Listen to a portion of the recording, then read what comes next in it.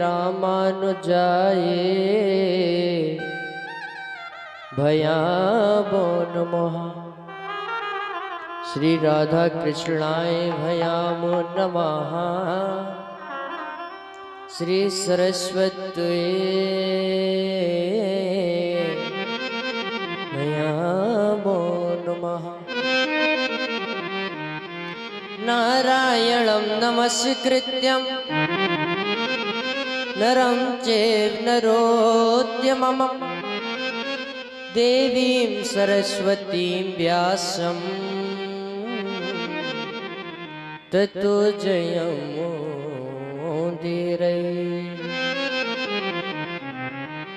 लक्ष्मीनाथ समा नाथया मुनिमध्यमा अस्मदाचार्य पर्यन्ता वंदे गुरु परंपरा। जय जय श्री राधा रमण, जय जय नवन किशोर, जय गोपी चित चोर प्रभु, जय जय माखन चोर। श्री राधे मेरी मात है, पिता मेरे घनश्याम। इन दोनों के श्री चरणों में मेरा बारंबार प्रणाम। पहले गुरु को चरण वंदना श्री गणेश मनाऊं मैं। सुर संगीत कला की देवी शारदे माँ को ध्याऊं मैं। आने बसो स्वर ताल कंठ में, हाथ जोड़ माँ विनती करूं। ना कवि गायक ना मैं ज्ञानी, श्रद्धा सुमन चढ़ाता हूं। आए हो तो प्रेम से लो हरि का नाम। सब भक्तों को मुकुल की जय जय सीताराम।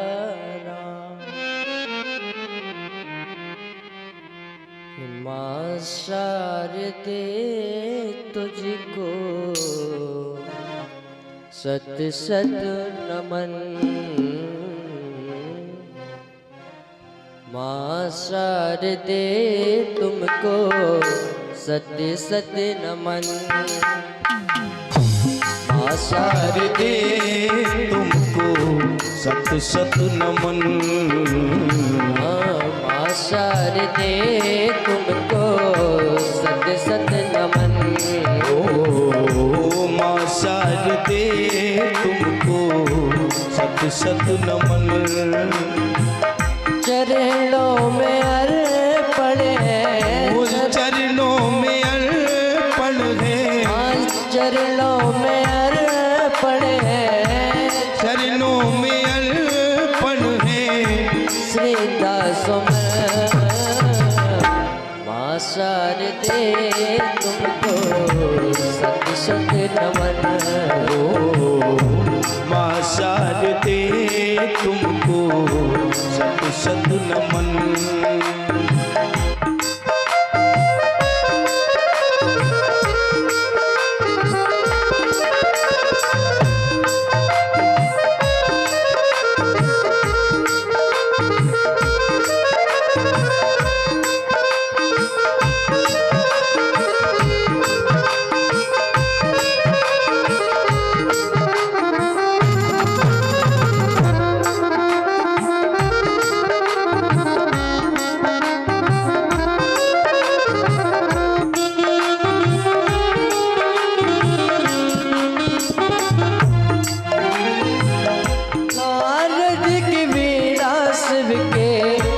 डमरू में तुम हो, नारद की बीड़ा से भी डमरू में तुम हो, राधिका के पायल के घुंघरू में तुम हो, राधिका के पायल के घुंघरू में तुम हो।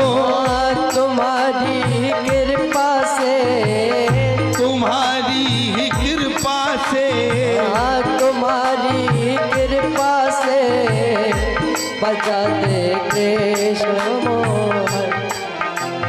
ओ माँ शारदे तुमको सत सत नमन। माँ शारदे तुमको सत सत नमन।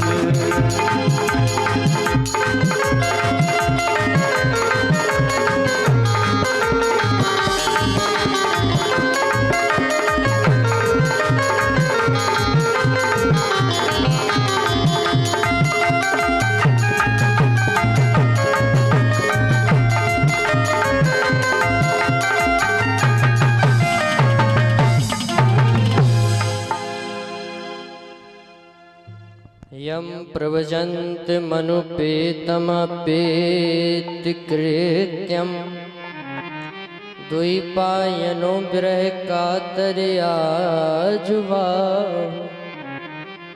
पुत्रेति तन्मयतया तर्वोभिनेति दुष्टं सर्वभूत हृदय मुनि मानतुष।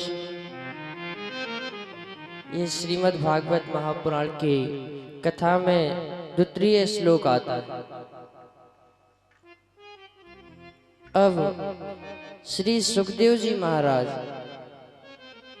सुखदेव जी महाराज कौन है, किस प्रकार उनका जन्म हुआ है,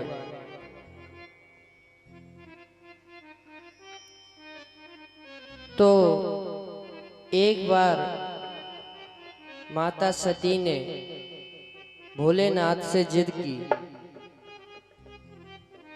कि प्रभु हमें आप कोई ऐसी कथा सुनाइए,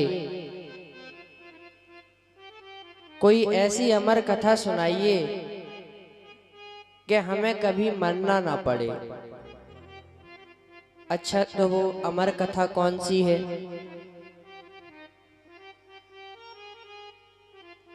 राम कथा अमर है। तो भोलेनाथ बोले के देवी सुनाने में हमें कोई दिक्कत नहीं है, लेकिन क्या तुम कथा सुनोगी? क्योंकि तुम्हें याद हो एक बार जब कुंभज ऋषि के यहाँ पर हम राम कथा सुनने के लिए जाते थे, तो एक बार तुमने और जिद की थी। तब भी तुमने यही कहा था कि हमें अमर कथा सुननी है, लेकिन तुमने सुनी नहीं थी। फिर जिद पकड़कर गई तो थी, लेकिन वहां पर तुम्हारा जाने का कोई मतलब ही नहीं हुआ। क्यों? क्योंकि वह जाए तो, लेकिन उनका वहां पर मन नहीं लगा।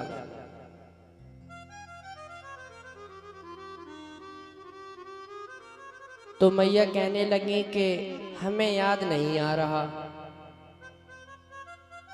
तो भोलेनाथ याद कराने लगे कि एक बार देवी, ये त्रेता युग की बात है, जब आपका स्वरूप किस रूप में था? सती के रूप में। कि एक बार ताजुग माए, एक बार ताजुग माए, एक बार तायुग माही, एक बार ताजुग माए, एक बार तायुग माही,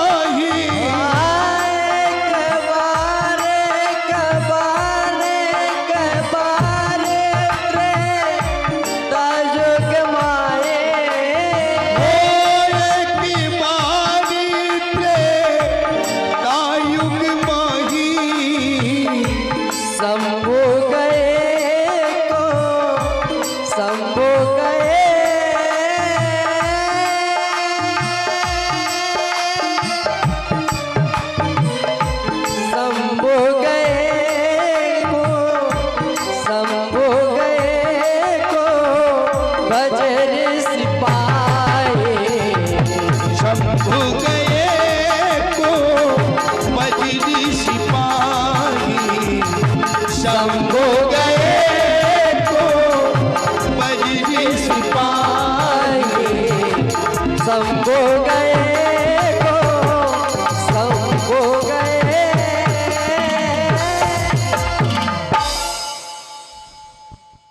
तो जब याद दिलाया उनको याद आ गया,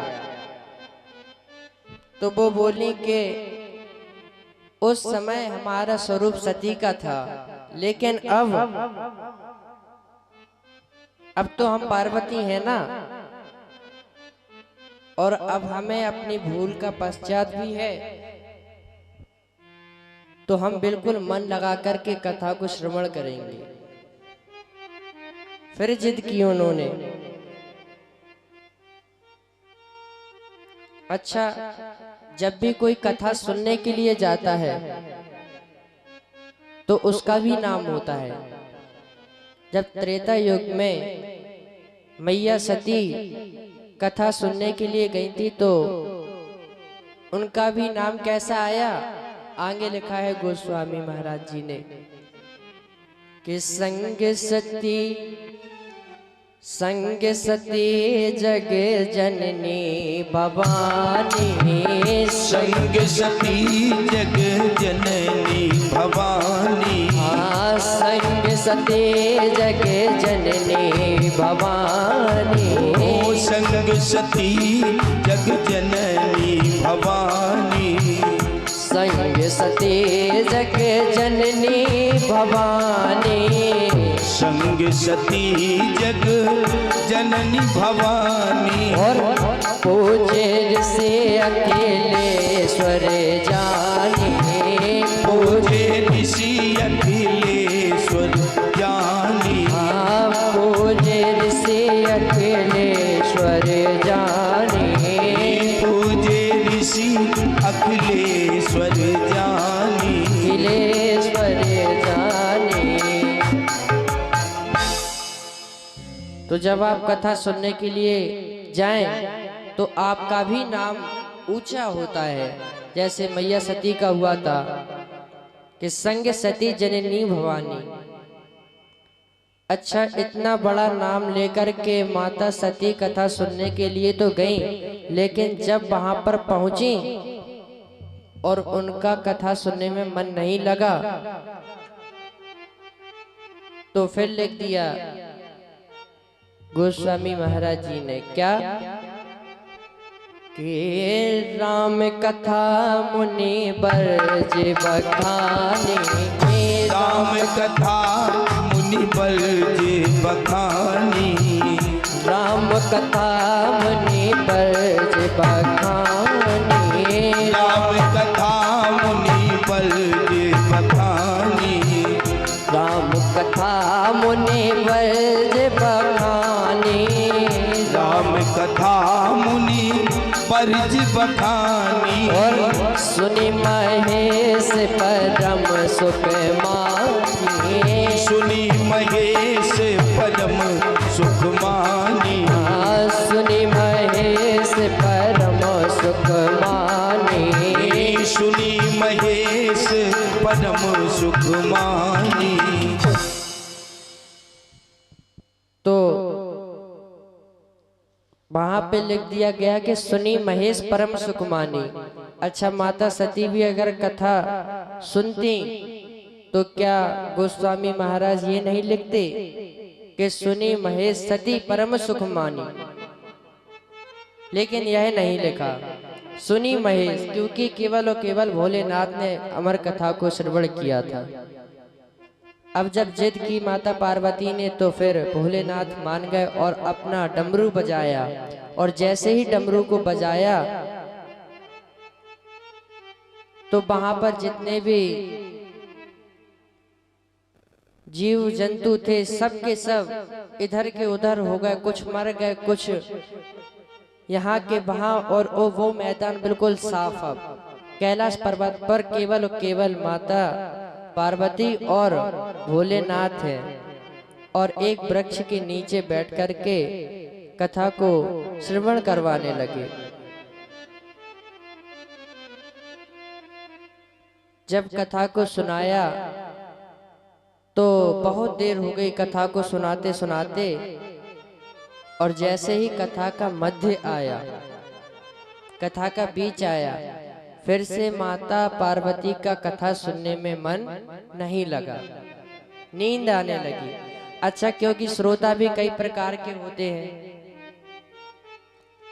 कुछ लोग बहुत कुछ सोच कर के कथा में प्रवेश करते हैं कि चलो वहां पर जा रहे हैं, कुछ खा पी आएंगे। अच्छा, जिसकी जैसी लगन वो वैसे ही भाव से आता है। यदि हम लगन भगवान में लगा लें, जैसे किसी भी गांव में बारात जाए तो कोई पीने वाला होगा तो वो अपना एक पार्टनर ढूंढ ही लेता है, कोई गुटखे खाने वाला होगा तो वो भी ढूंढ लेता है, कोई गांजा वाला होगा तो वो भी ढूंढ लेगा, ढूंढ लेता है कि नहीं।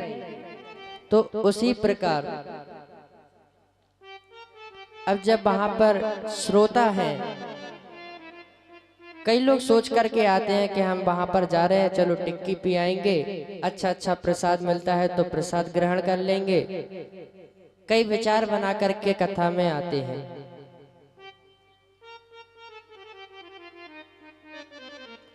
अच्छा, तीन प्रकार के श्रोता भी हैं।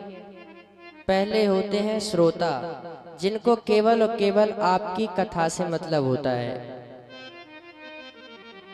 उनको ना तो आपके ऑर्गन से मतलब।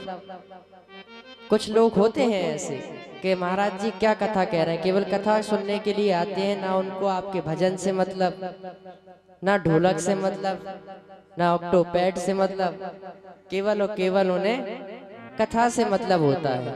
ये हो गए पहले नंबर के। और दूसरे होते हैं सरोता।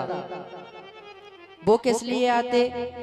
वो आते हैं केवल और केवल ये देखने के लिए कि महाराज जी कहाँ बिगड़े हैं, हम उनका काट करें।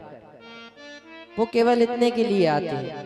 अच्छा महाराज जी, आपने ये वाला अंतरा गाया था, ये बीच में था, आपने पहले कह दिया।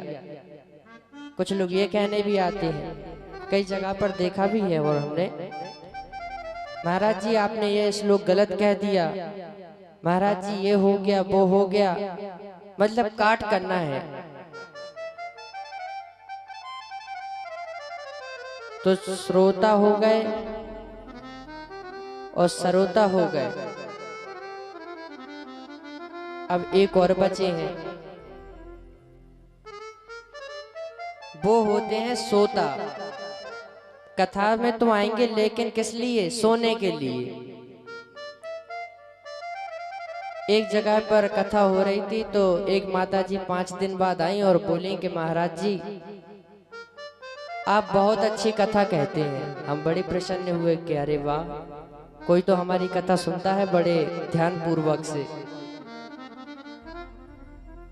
हमने पूछा क्या समझ में आया माता जी? तो माता जी बोली कि और तो हमें कुछ समझ में नहीं आया, लेकिन वो हमें कथा में दिखती नहीं थी। तो हमने पूछा कि महाराज आप हमें, माता जी दिखती नहीं है कथा में। तो बोली कि आपका जो साउंड लगा है यहाँ पर, साउंड की जो भी सर्विस है, उसके द्वारा हमारे घर तक आवाज आ जाती है और हम सुन लेते हैं। बोली कि हमने ग्वालियर में दिखवाया, दिल्ली में दिखवाया, लखनऊ में दिखवाया, झांसी में दिखवाया, हमें नींद नहीं आती थी। लेकिन महाराज जब से आपकी कथा शुरू हुई उसी दिन से हमें इतनी नींद आती कि जब तक आपकी कथा होती तब तक हम सोते ही रहते हैं। और आप थोड़े 2 घंटे और कथा करिएगा जिससे हम और सो पाए। तो ये होते हैं सोता।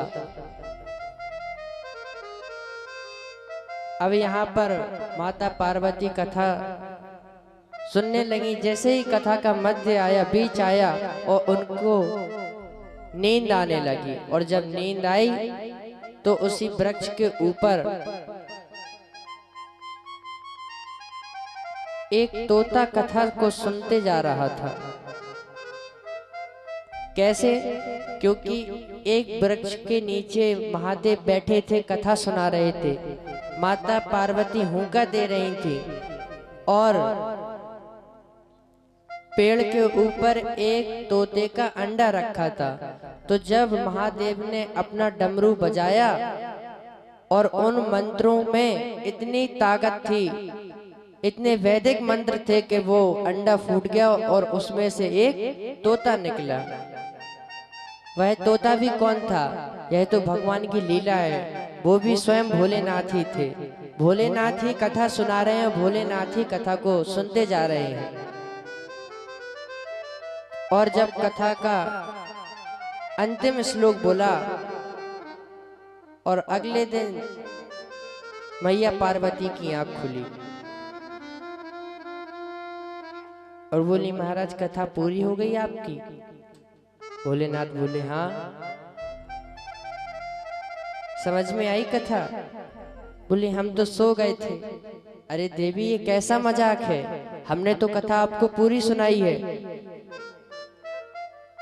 भोलेनाथ को क्रोध आया। अपना तीसरा नेत्र जैसे ही खोला तो देखा कि एक तोता बैठ कर के हमारी कथा सुन रहा था और हुंका दे रहा था।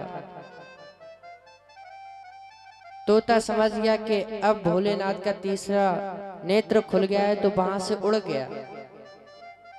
और भोलेनाथ को क्रोध आया तो अपने त्रिशूल को बुलाया और तोते के पीछे छोड़ दिया। अब तोता उड़ रहा है, दौड़ रहा है और पीछे महादेव का त्रिशूल।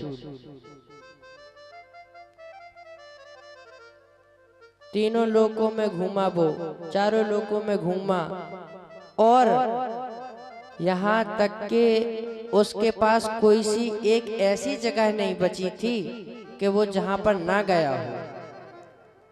अब महादेव के त्रिशूल है वो। उसने अपने मित्रों से कहा, तो पहले तो मित्र बोले कि चलो हम देख ले रहे हैं, आ जान दो, कोई नहीं। लेकिन जब जैसे ही देखा कि पीछे तो महादेव का त्रिशूल है तो बोले, अरे भैया तुम यहाँ से जाओ, हमें मरवाओगे। अब वो घूमते घूमते घूमते घूमते कहाँ पहुंचा? श्री वेदव्यास जी महाराज की श्री धर्म पत्नी गंगा जी के किनारे स्नान के लिए बैठी थी।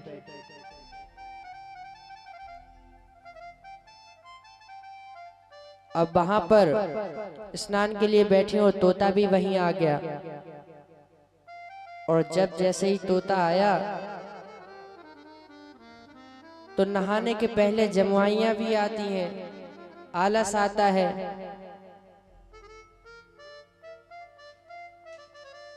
तो जमुआई जैसे ही आई तो वह तोते ने उनके गर्भ में प्रवेश हो गया।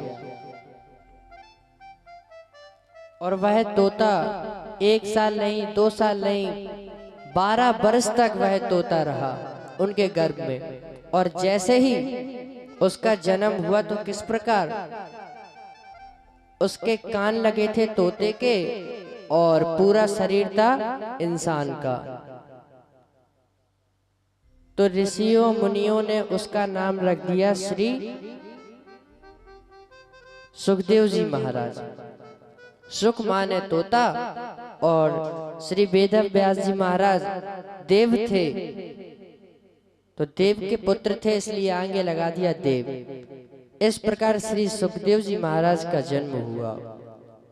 बोलिए श्री सुखदेव जी महाराज की जय हो। इस प्रकार उनका जन्म हुआ है। और जैसे ही जन्म हुआ तो वो कहां पर चले गए? जंगल की ओर निकल गए, नारा लपेटे और चले गए। माता पिता रोते रहे लेकिन वह रुके नहीं। अब इन्हीं शब्दों के साथ हम अपनी वाणी को विराम करते हुए और हमारे परम पूज्य गुरुदेव श्री व्यास जी महाराज गद्दी पर विराजमान होंगे और अपने मुखार बिंदों से श्रीमद् भागवत महापुराण की कथा को श्रवण करवाएंगे।